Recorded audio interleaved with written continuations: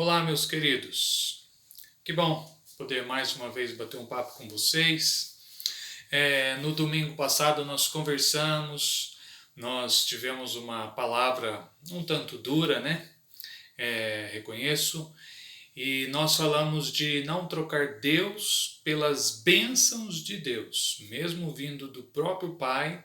Então, esse cuidado que Ele tem para conosco, com as nossas vidas, isso não deve ser o nosso objetivo de vida. O alimento, o teto, a locomoção, assim como eu citei a vida de Jacó e de José, que eles preferiram aquilo que Deus estava almejando para a vida deles, não só aquele momento.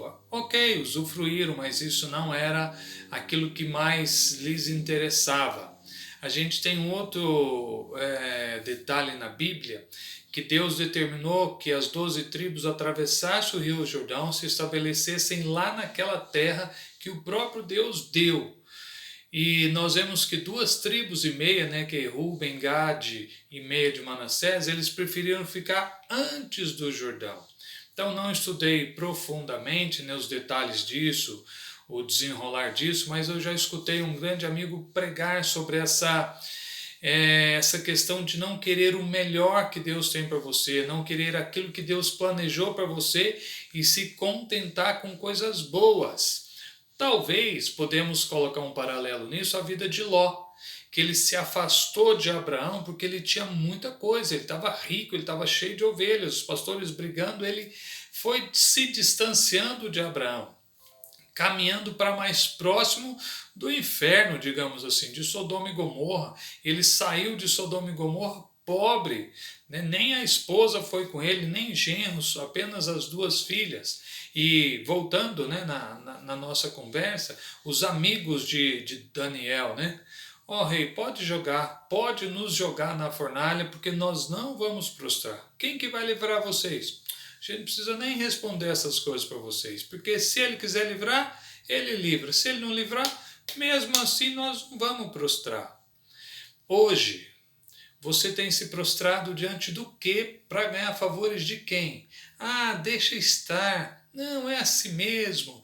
Então o mundo está partindo para que sejamos muito amigáveis de muitas coisas. Mas está chegando o momento que os homens de Deus terão que ser radicais nos seus posicionamentos. Então, aqueles amigos de Daniel, alguém poderia chegar para eles e falar: oh, pode se prostrar aí, pode se prostrar diante da estátua, mas não é problema, Deus sabe o seu coração. Depois você vai, ora, conversa com Deus, mas deixa estar, você vai preservar sua cabeça sobre o pescoço, está tudo certo. Pega esse favorzinho do rei e continue a sua vida. Não, eles disseram não. E hoje nós podemos querer obedecer mais às leis dos homens do que leis de Deus. Tem pais com medo de ensinar sobre sexualidade para os seus filhos. Queridão, não é um assunto que eu quero entrar não, mas olha, fique firme. Fique firme na sua paternidade, fique firme com as coisas de Deus. Não queira favor do seu chefe, não queira favor de pessoas, não queira favor do rei. Queira Deus, queira as coisas de Deus, assumir as coisas de Deus. E é isso aí que a gente precisa caminhar. Como eu já disse no domingo, não sou exemplo disso, mas é nisso que devemos caminhar, de dizer basta dessas coisas, basta de tudo isso. Eu quero caminhar nas pegadas de Deus, quero caminhar naquilo que Deus fez para nós. Existe uma questão na neurociência chamada de poda neural ou caminho neural, que quando nascemos, os nossos cérebros, né, os nossos neurônios, a nossa rede, o nosso sistema nervoso central, ele é um emaranhado de coisas. E aí tem coisas que nós vamos usando, então o nosso sistema neural ele vai criando caminhos neurais. Então tem uma poda neural. Algumas coisas são eliminadas e vão ficando aqueles caminhos que nós aprendemos, caminhamos. Então, queridão, hoje a nossa vida está boa, mas está chegando o momento de ter essa poda neural, de dizer isso eu não posso, ali eu não posso ir, isso eu não posso falar, não posso abrir concessões, eu tenho que caminhar naquilo que Deus prometeu para nós. Então eu quero chamar você, para você caminhar naquilo que Deus tem para você.